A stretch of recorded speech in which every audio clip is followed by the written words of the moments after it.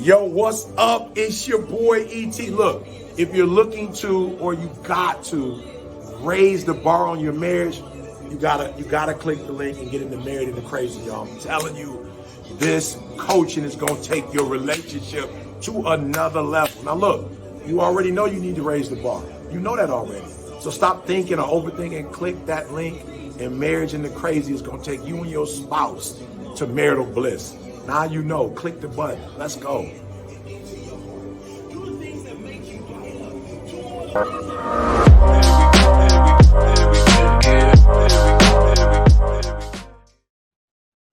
Welcome to another episode of the Married into Crazy podcast with Snooks and Levy. I'm Levy. I'm Snooks. And we are back, and we appreciate each and every one of you for coming back as well. Now, whether you're listening on Spotify or Apple Podcasts or any of the other venues, I mean, and it could be a host of them, right? Whether you're on Google, on Amazon Music, wherever you are, we're just going to ask that you do a couple of things.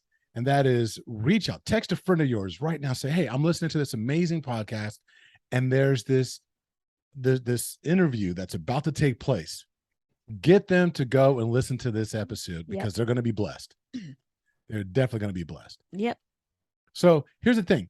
If you are on Spotify or Apple, be sure to put 5 on it, right? Put 5 on it, like we say out in California, especially the Yay area. But don't sing. Stop. See, look, if you don't want me to sing, you're going to have to go to Apple or Spotify and leave a review. Yes. Right. Otherwise, I'm just going to sing. And trust me, y'all don't want me to sing. Sex definitely doesn't want me to. Anyway. Between you and him, I don't know. So you hear some other voices out here. And if you're on YouTube right now, you can see that we have this beautiful couple with us this evening. And so I want to take the opportunity to welcome Mavis and Bishop McKnight to the podcast. How are you two doing?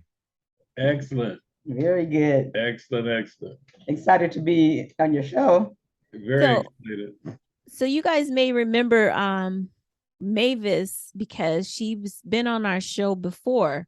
And we brought her back, and Bishop came too. We're going to talk about their favorite subject, which is sex. It's not just sex. She said, did you hear? She said, No, I mean, it's not just sex. No. The title of the book is For a Hot, Spicy, Sexy Marriage. It's about the marriage, and sex is one of the ingredients. The ultimate guide for a hot, spicy, sexy marriage. And then I want y'all to see this the cover. And it says on here, we're going to get into this too. And Christians do it too. That's right. Let the church say amen. Amen. Let the choir sing. Look, that's God's gift to believers. Yes. That's what I'm talking about. So, we are going to jump into that. We're going to give you a platform to talk about the book a little bit. But like we always do, we want to get into the love story. Oh, yeah. I'll let Snooks always lead on this. No, I mean, we want to hear about you all's the origin story. You guys are really going to want to hear this. It's a really good story. So hit us with it, but make sure that we get to this. I'm holding the sex book in my hand, y'all. It's not a sex book, but I like to say that. It's an educational sexual guide. There you go. There we go. There you go. But really, talk about, how did you two meet? If I know it's it can be a long story, but I really want you guys to give us the condensed version of the amazing story of what became of the McKnight couple. You know how when you're watching TV and they have this lady running on the beach in the sand and this guy is looking after her, chasing her. Well, it all started with us. We were about 12 years old, 13? 14. About 14. Mavis was sitting on my left. I was sitting on my right. I was staring out the window, and I turned and I looked at her. And when I looked at her, I got locked in on her because I don't normally stare at ladies. I looked at her and I just began to meditate. I said, something special about that girl. And I'm like, cool. Just kept staring. I looked at her hair and her skin and looked at everything. And I'm like, wow, why am I staring at her? I don't normally stare at ladies. So I said, oh, wow. So I felt a connection that day, but we were just two students going to school. But God had dropped something in me when I was staring at her, because we both went on our lives and, did different things. So I found myself divorced, and I've always had this stance: I'm not going to have sex till I get married. So when I first got saved, that was my vow to God. I said, God, if you prove to me you're real, I'll follow you. So he began to show me different things. So I found myself single. So I said, God, I need a wife. Got on my knees and I prayed. I said, Lord, I need a wife. I had started the church, and my vow was no sex before marriage, because I had started the ministry, and I go all in whatever I'm doing. So I asked God for a wife. And then I said, okay, I don't know if God said, what do you want? But I took out a pencil and paper and I wrote out a whole list of the qualities of the woman I wanted. I put it under the bed. And when I went to sleep, God dropped Mavis in my face, into my mind. I'm like, Mavis, I have to find her. I owned a photography company, so I go to San Francisco. God gave me the dream. I go to San Francisco, bump into her sister and her husband. I'm like, hey, excuse me, I'm looking for Mavis, but can you guys connect me? Oh, yeah, we're going to connect you. Get back from San Francisco, don't hear from her. I went into real estate. I'm doing real estate. And I'm at my real estate finance company. Her brother and his wife comes up there. And I said, Charlie, I said, I'm looking for Mavis. Is she single? What's going on with her? How do I find her? How do I connect her? I've been looking for her for a couple of years. And he says, all right. And I said, no. I'm not going to talk to you. You're a queen. Excuse me. You married to this guy? Let me talk to you.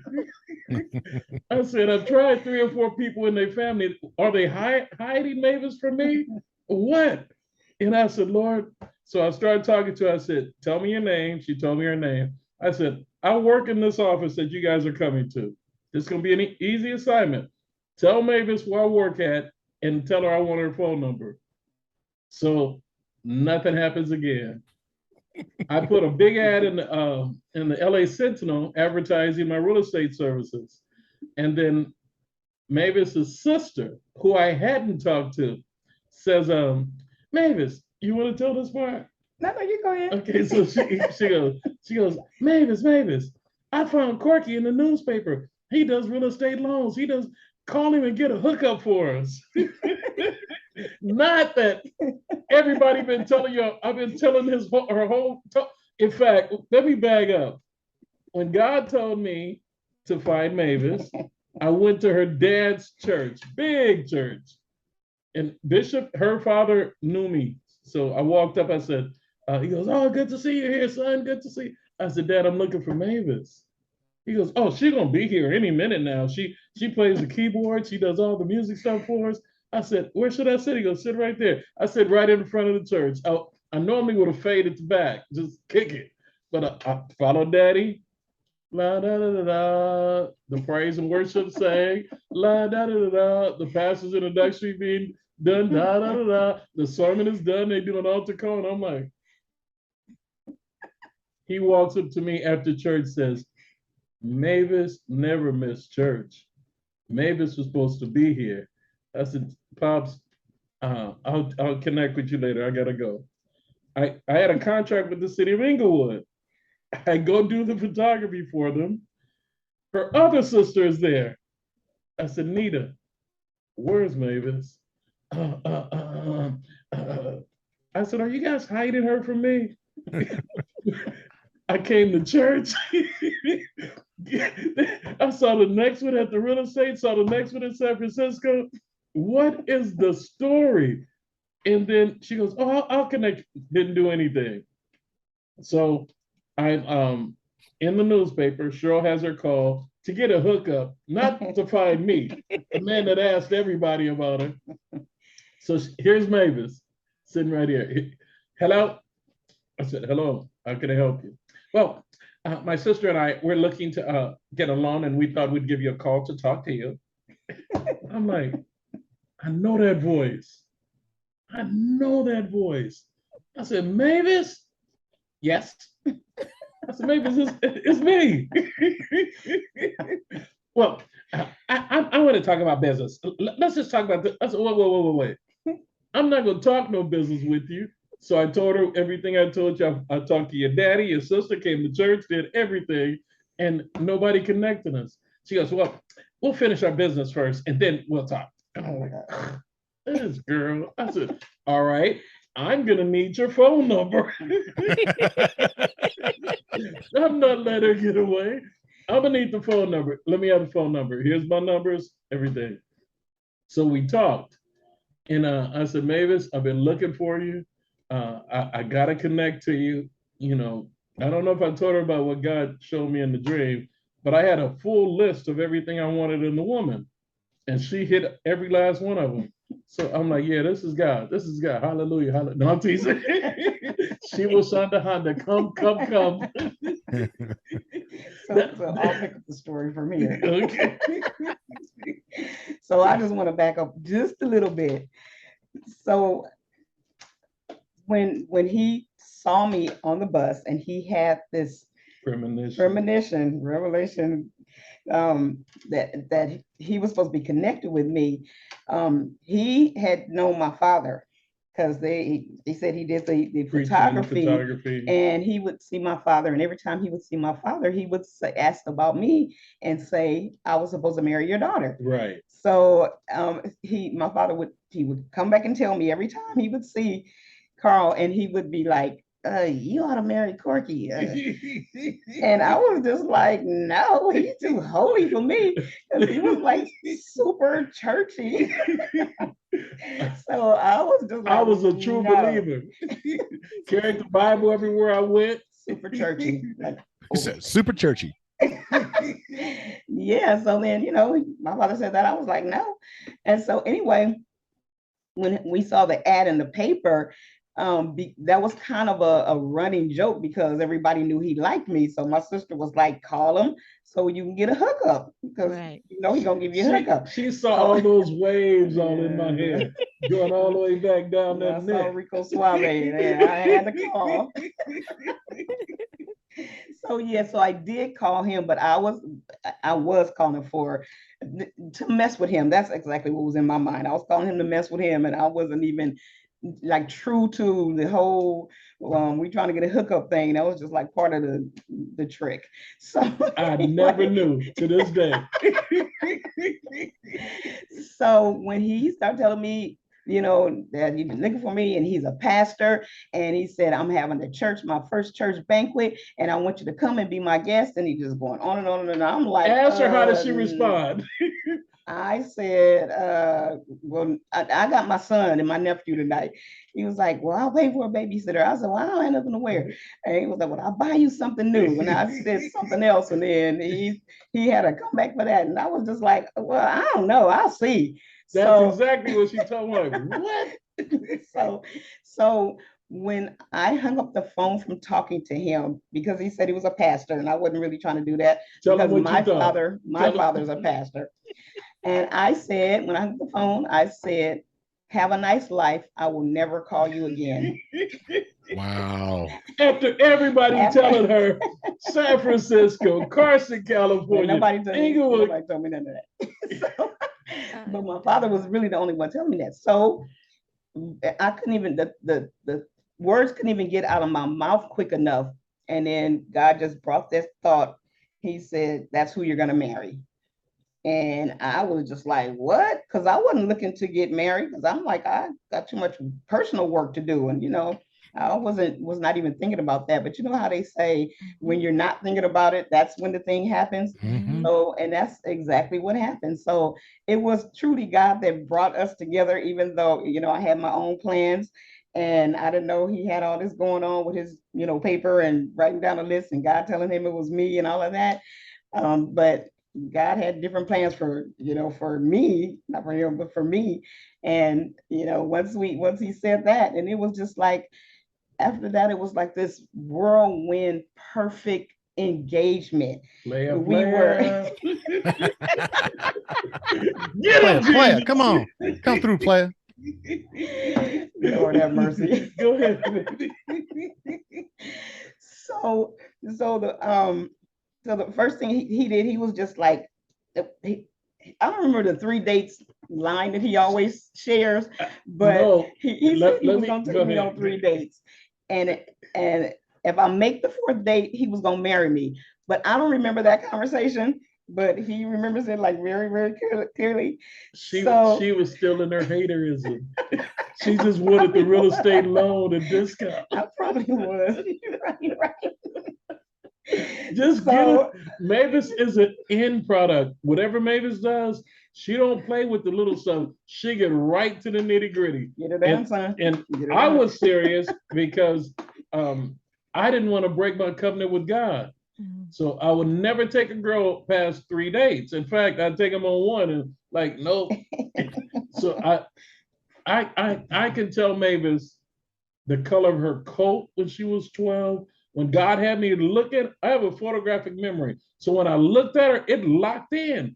And whenever I would think about her, I think about all that. Her and all her sisters had all this long hair. And I just like long hair. So I'm like, I saw Mavis, the picture stuck in my head when I got on my knees and prayed, because I'm like, God, I can't go out like a chump. You know, a lot of ladies in the church and they smiling and you know, here we had first, like the church went from 4 people to 13 people to 37 people in 3 weeks. And then we was rolling for a year. So we ended up, Mavis and I said, because I had to be serious because I wasn't going to break my covenant with God. So I said, hey, listen, I'm going to take you on 3 dates. I said, if you make the 4th one, I'm going to marry you. And like Mavis said, God was so, the anointing was on our relationship, our first date, second date, third date. Sure was. That it flowed. Yeah. It wasn't no, I didn't have to put my Pimp Daddy Mac game on. You tried to on that first date, but anyway. I loved how intelligent she was. You know, it was so many qualities that was on my list. I'm like, check, check, check. My daughter said, Daddy, what is that? I handed it to her. I said, I'm going to find a woman with these qualities. And then after she meets Mavis, Daddy, you know Mavis have all those qualities. So I didn't think about Mavis. She goes, yes, right. You are. Look at you smiling, Daddy. Look at So I got to throw this one in. In that quick little zone, in that little space where I asked God for a wife, and I took my daughter out on Valentine's Day. I took her, got her hair done, her nails done, took her to breakfast. In the middle of the day, I took her to Starbucks, and we were having coffee at like 4 o'clock. She goes, Daddy, I need to talk to you. Me and my friends, we have plans, and you messed them all up. If you don't have a girlfriend or a wife by next year, we're going to find you one. I said, what? I said, a whole lot of girls who like to be spoiled by their daddy. Daddy, I'm telling you, next year, I'm going to be with my friends. You better get married and find somebody. I'm like, I do everything for you. Daddy, get your wife. Wow. She's like, look, man, you got to move on. What'd you say? So your daughter was like, you got to move on. Okay. That's She was I got it. plans. She knew what to do. I told her mom, I told her mom, you just got married. Give me my baby. I want to raise my baby. And so that's why she was there with me. But when she fired me, I knew I had to marry Mavis. Yeah. And then on our dates, the 3 dates that he was talking about. Okay, so the first date we went to Pancho's, and when he first called me, he said, where do you want to go? I said, I didn't know. He said, what kind of food you like? And I said, Mexican food. And he said, okay, by the time I pick you up, I'll have somewhere for us to go. And I was done at that point. I said, a man that knows how to plan a date, I think I was had at that point. And then the second date, we went to go see Mavis. And he was really for me. But we were in the car and he said, okay, get the tickets and then I'll give you the money back. I said, okay. And I was like, okay, I don't know if he's gonna be one of them. So True to his word, he gave me the money back. And I was like, oh my God, he is building points like for real. And then the third day, we went to, where did we go? We went to go to I want to dinner or bag up to the something. first date and throw something in that you missed. I didn't miss it. They said no demonstration. No. I'm talking about when I came to pick you up. When you finish the date, then I'm gonna go back to my first date when I came to get you. Okay. Oh, I know what you're going to. Yeah, but then the third date, then we went to dinner, I think, and then that's when we really started talking about, what our plans were for the future as far as if we wanted kids, if we were, and some other thing we were done with that, and how whatever conversation we were having, it was like future talk, like really trying to find out if we were going to be match or together. So that was the third date, and I promise you, like you said, every single time we went out, it was just like this blessing and this covering of love on the dates. And we talked, we had a good time, we just enjoyed ourselves, and it was just really beautiful, like the whole courting phase. And then on the fourth date, we went to PF Chang's, and we decided, it wasn't like he asked me to marry him or I asked him to marry me. We were just talking about it, and we just decided collectively that we were going to get married that day. And it was like, oh my God, we are to get married when it was the fourth date. And like I said, I don't remember the story, but that's what he said. And it was the fourth date. When we knew we were going to get married, what did I ask you? About the sex thing? Not sex, yeah, baby. We vowed we wouldn't have sex till we got married. Oh, that's what I thought you were talking about. What was the? I asked you to plan the perfect wedding day. Oh yeah. Write it out and give it to me. He did. He asked me to plan the perfect wedding day, and I did. I just wrote the whole thing out, and he made everything happen that I had in it. The story that I wrote about my perfect wedding day. And it was, getting my hair done, getting my nails done, getting a massage, getting a wax. And whatever I wanted to do, he saw to it that it happened. And it was just beautiful, just full of Why are you looking at me? Mavis. Okay. I'm just saying. Bishop, I mean, you making the rest of us look bad. Bishop ain't making nobody look bad. Oh, Bishop Bishop is giving wisdom. Go on, Bishop, keep it up. Let me do two things. Before I connected with her, I would lay out my whole year. Breakfast, lunch, dinner for 12 months. I'd call all the restaurants, visit all the restaurants. So every other week, every month, I had a restaurant to go to. I just wanted to test them all from Beverly Hills on. So we decided we're going to go out. I go get everything, my car, got my my preacher, That's your Sunday's best on. I put my Mac Daddy on. Bye. So I go to pick her up. Was I This is the first day? The first day? Yeah, the first day. Was I in my that Mercedes? Yeah, so I pull up in my Mercedes, had it washed, all that stuff, and I pull up. Her daughter's standing outside. Her daughter ain't a little girl. She got a nice body shape, but but she a big girl, maybe a little taller than me. Excuse me, I need to see your driver's license. I need to know where you're going. For my mama get in this car, I need to know some stuff about you. I'm like, is she serious? Yeah, she was serious. That's right. She got a license plate, and she told him to have me back home by 12 midnight. I know she was having some good fun. She was serious. That's right. And she's still serious to this day. Yeah. This is her mama.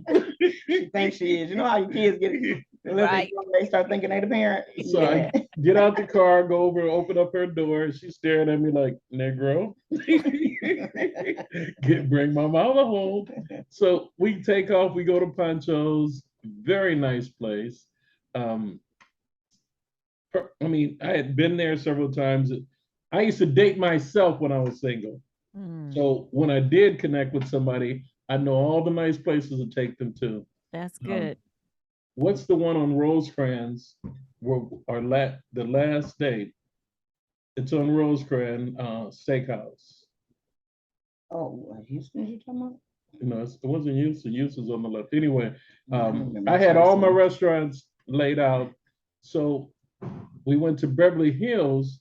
I asked you to get your dad, meet us at the restaurant in Beverly Hills. Yeah, after we decided we were gonna get married, we had to tell my father, because he's Been knowing me since I was 2. and it was his dream. So we decided to invite him to dinner.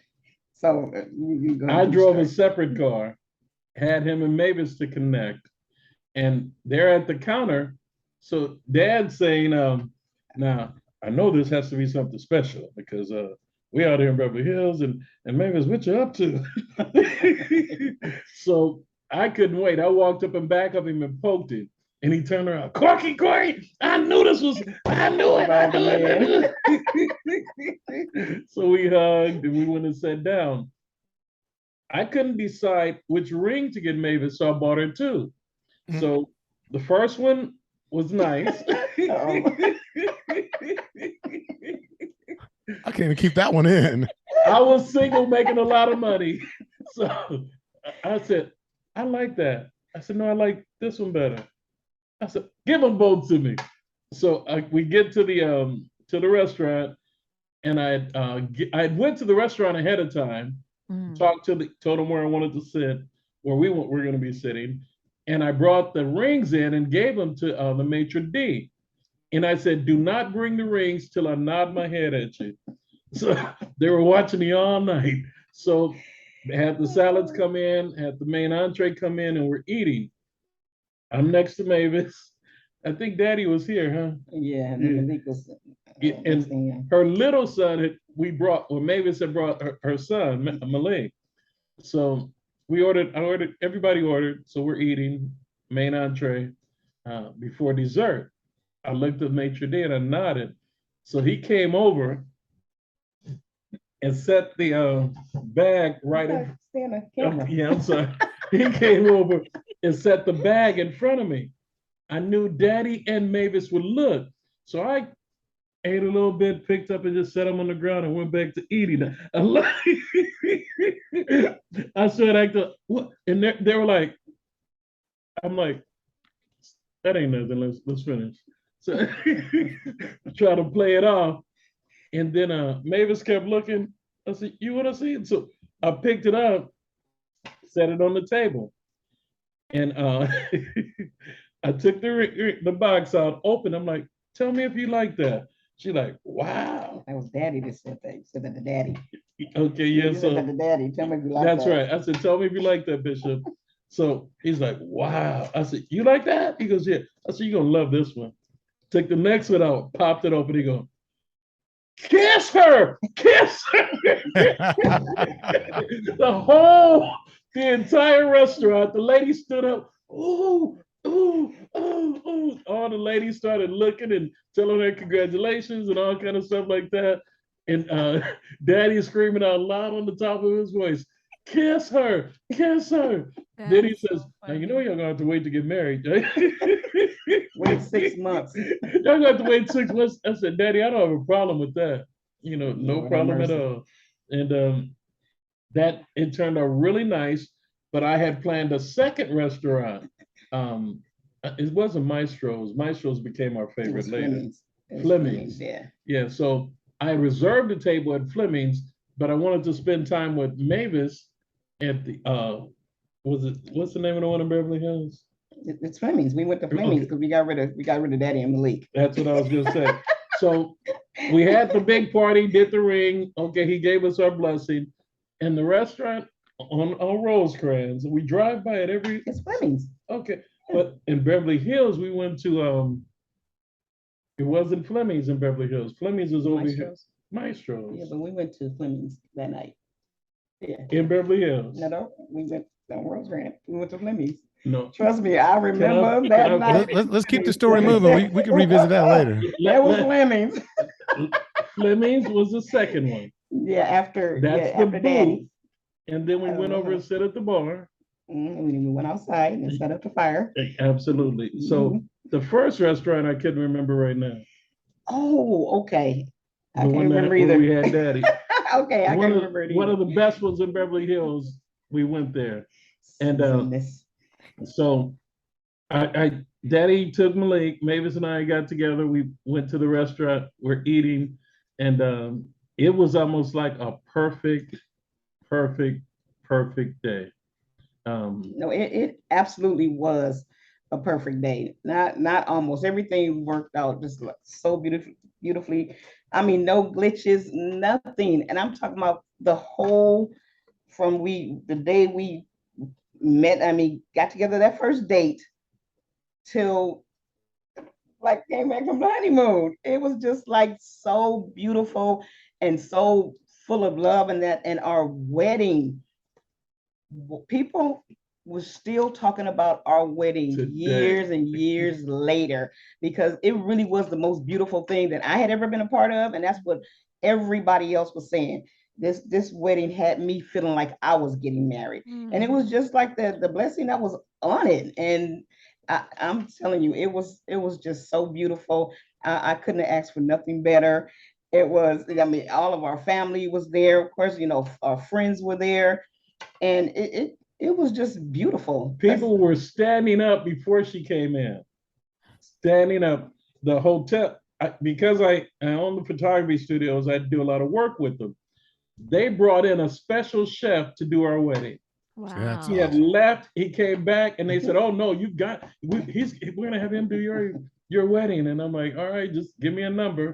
So see, that's part of the anointing, right? There was so much that went into this before. It was almost like you were making investments, and pouring into other people. That when God actually shone the light on you two, people were clamoring to actually come and bless you because of the blessings that you had bestowed on them. Yep. Wow. I want to unpack something. Just right quick. How long have you guys been married? 2 years. 2? 16. Oh, you got it right. What did I tell you? I told years, her, yeah. I told her, I said, listen, if you make the 4th date, and she like, but I was serious because I didn't want to have a mistake with God, start kissing on her and trying to sleep with her before we got married. And we had promised Daddy we wouldn't. So we kept our vows, and God has been honoring us ever since, because we didn't break. Both of us was grown, we could have did whatever, but we honored God.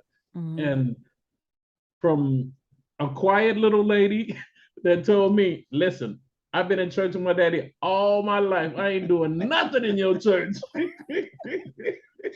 So sit back and just watch. I'm gonna sit back and just, I'm your wife. I'm not gonna be your first lady.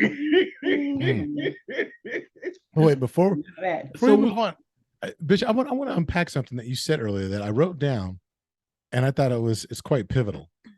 And I think it's a word we have people that listen that are married, that are divorced, that are single, that are getting prepared, trying to put themselves in the right light for marriage. And you said something. You said that when you were single, you dated yourself. I dated myself. And I think that's an important concept that I don't know that we've actually spoken to in the past. What do you mean by, why did you date yourself? Why was that important? Well, he said it too. Because I wanted to live the life of my dreams. I'm sorry, baby. I wanted to live the life of my dreams, whether I had somebody to share it with or not. So I always kept a book. Before January, I would go get my annual. I lived off a calendar because I had real estate finance. I had photography studio that I owned. So I had to lock every day.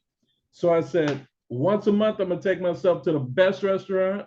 I'm gonna get my feet, my hair. I'm gonna get my massages. I'm gonna ball out because I was making the money, wasn't a problem. But I was traveling and working so hard, I wasn't taking care of myself. I said, I'm gonna create a life that I can share with somebody that I love. So January, I went for January first week, I put breakfast, lunch, dinner. I'd get on the phone. Hey, listen, what's the best hotel for breakfast in Beverly Hills? My sister was an international model, so she just rattle restaurants off like they're candy. So I do my breakfast, lunch, dinner for the next week, breakfast, lunch, dinner. So, and then I said, how do I want to dress? What do I want to drive? I got the Mercedes. I started loving me on paper, and I knew where I was going to be, what days, whether I was in town, out of town. So I planned a calendar, 12 months for golf, for early golf games, going to whatever. And I was still a preacher, so I wasn't worldly. I mean, I got 7 brothers, 4 sisters, so I could have got into anything. But I wanted to honor God, especially with her dad. Her dad is and was my hero, and so when he talked, it was like my own father talking to me to treat my daughter right. So I knew if we got past, I was so passionate about Mavis. I knew if I went to the 4th date, I was that pimp daddy, Papa Daddy gonna come out. And I would be like, oh Lord, I said Jesus. Then I'm gonna do it again. So can you help that sister stay away from me? Lord mercy. No.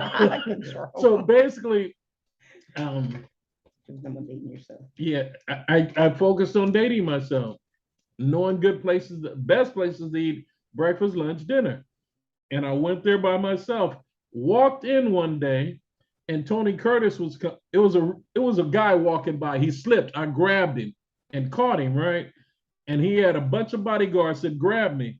And he told him, let him alone. He saved me. He took me over to his table. Tony Curtis? Yeah, Tony Curtis walked up, and I got a chance to meet him. So I said, okay, if they're eating here, I'm in the right place. So this want to be one of my main spots. And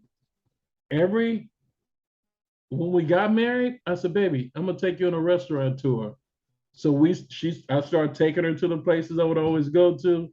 And the favor of God was so I was gonna say heavy, was resting on us. Yeah. We would walk into an expensive restaurant and someone in the restaurant would pay for our meal before we ever ate. Wow. More than one time, over and over and over. And I'm like, girl, you bring me good luck. Even though I don't believe in luck, that was a favor of God. So That's right. Just knowing what you want. I had tailor-made shoes. I had slacks that in real estate, because I had nothing else to do but preach in real estate, I became the top realtor for the company. And they bought me a $1,500 suit, took me to the tailors, hooked it up, with shoes, everything. But Mavis is one of the clearest thinkers and purposeful mindset that me being Mr. Global and to buy anything and just I've always been in a position to bless people with money. So money comes to me, it flows. So when Mavis came in, she brought in a structure that you don't have to buy everything for everybody, and let's set our goals. So I've always taken care of other people, brothers, sisters, cousins, and things, but Mavis created taught me how to be in a marriage. I don't know if you guys get that, but everything a man wants. No. That's a good thing. But we're supposed to complete each other, right? Not and because I say the same thing about him. He taught me how to be married because he had experience. We both had experience with it, but he had a different kind of experience with it than I did. And I mean, as far as showing yourself, as far as being connected with a person, as far as being the team concept, and he taught me a lot about being married. So we have both taught each other, which I think is really a basis for like a really healthy and long-lasting relationship. Mm-hmm. That's one of the foundational things that people should look for in their spouses. This person is going to help me to grow. This person is going to teach me something. Is this person going to be there? Is this person going to have my back? So Yeah, he has definitely taught me how to be married too. That's cool. Yeah, So I was always the leader in every group that I was a part of. And Mavis taught me how to pull back because all of the codependence that other people had wasn't good for me because they started using you. that's right. So Mavis is a person that's always clear thinking, never gonna overcommit herself, and she's only gonna do what she tells you she's gonna do. So she don't let people just ruin her life. Nope. She draws a line. I'm like, babe. Hey, that's good. I think you had a question. Well, no, it was more of a statement because I was kind of going like where you were going when Bishop, you talked about the whole dating yourself part, but the other part of that, I loved what you said excuse me, about you went to all these fine places and you did all these things by yourself so that when you got into a marriage, you already know, I'm going to take this person here. I'm going to, you knew where to take them. You knew what to show them. So it's like, that's a different type of preparation, not Yep. just for yourself, but you were planning. And I love how beautiful it's beautiful to me how you waited. I mean, you knew you didn't go against, it's like, okay, the Lord dropped this in my spirit. And then you went and found Sally or whoever, you know what I'm saying? You're like, no, where's Mavis? And you were dedicated and you stayed obedient to what you said you wanted and to what God said that he was going to give you. And you waited for it. And I think that's why it was so beautiful too. Even though Mavis was being hard-headed, I'm going to say it. Preach and attitude too. Cautious. Ed had an attitude. But I think that is so beautiful because not enough is said about that type of perseverance and determination. I know what I want because I prayed for it. The Lord dropped it in my spirit, and this is what I'm going to do. I'm going to be obedient to that. And it's going to be beautiful when I get at the end result. And you got her. You already knew, even though she was kind of reluctant initially, but you was like, nope, I already got this. You just fall in line, girl. Let's just fall in line. Plan is already in motion. The blessing, the culmination was our wedding day. Yeah. There were so many women saying, I want to get married. There were so many people crying. I told you I had to play my player move. So I walked up the aisle and got her, danced her back. Wait a minute. But first he was a flower guy. So he threw flowers down. I walked up. Yes, thank you, baby. So before he came back and I had them to set a bag of all color roses. And my brother Twine was right next to me, and my other brother Derek. So I said, dude, don't let me forget these flowers. When I see her, I might just lock in. So y'all keep me on point. So Jamal, her oldest son, brings her, and I told him to stop them right far back. As soon as they step in the door, stop them. I'm gonna make a move. So then I started dancing, walked up to her, and looked at her eyes, and I just took the flowers and just let them fall. Then I take a step back, and then he stepped forward. I dropped some more flowers, just like raindrops, all the way down to the altar.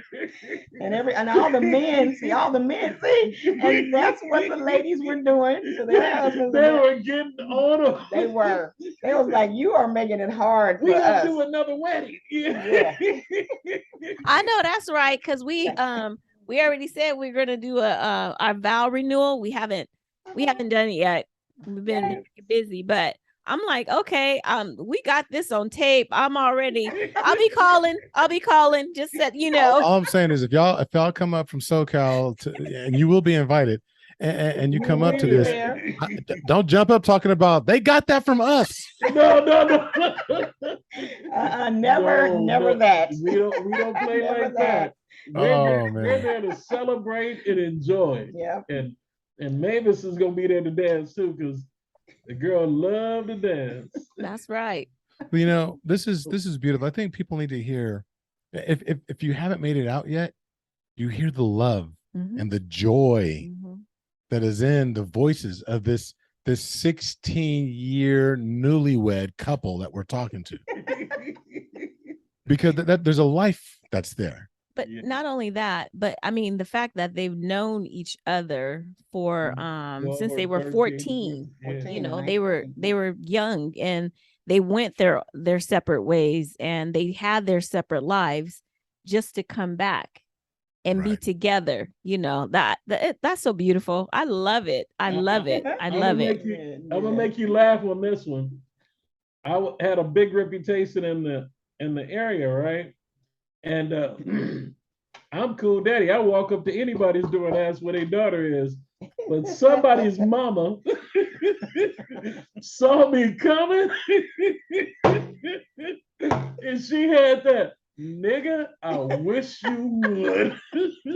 I said, oh no, it's a whole lot of more fish easier than that. And I wasn't centered in Christ either. You know, I was just, you know, a young boy in the neighborhood, but I knew where she lived. I'm like, I'm gonna go holler at this one. And mama gave me that look. I was like, And I never knew that story until he shared the story.